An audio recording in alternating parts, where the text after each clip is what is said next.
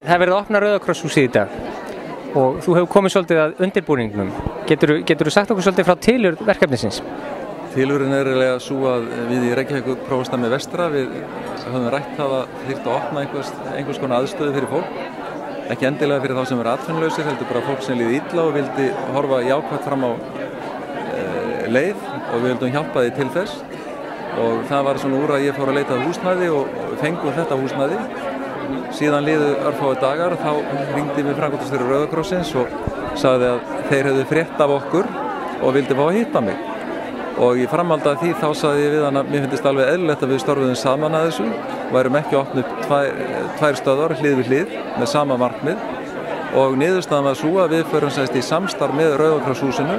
Það verður rekið undir merkjum Rauða krosshúsins en prestar í Reykjavík prófastamjum báðum og jafnvel fleiri eru tilbúinir að koma hérna og veita hérna viðtöl og ætla að vera hér með viðveru á hverjum degi sem opið er.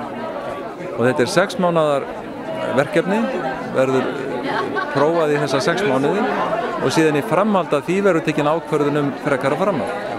Og eins og menn kannski sjá að þetta er mjög glæsilegt húsnæði, við höfum notið einstaks velvilja þeirra sem ráða þessu húsnæði og við erum þeim afskaplega þakklátt fyrir. Hvaða gildi hefur svona miðstöð í dag inn í þær aðstæður sem við búum við? Ég held að fyrst og fremst að draga fólk út úr einangrun og einangrun er alltaf verst þegar fólk fyrir að búa við þögn, fyrir að loka sig af, er ekki þátttakandi í mannlífinu, þá fara allskyns kvillar að velta utan á sig og verða erfiðari og að brjóta þessa einangrun, brjóta þessa depurð sem að margir búa við og reyna þannig að fjölskyldur geti komið og geti komið inn á fallegan og velbúinn stað þar sem er vel tekið á móti fólki og hlúða að því og það er reynd að byggja það upp. Fyrir hverja er þessi aðstæða? Þetta er fyrir allt Ísland. Það er nú svo einfalt.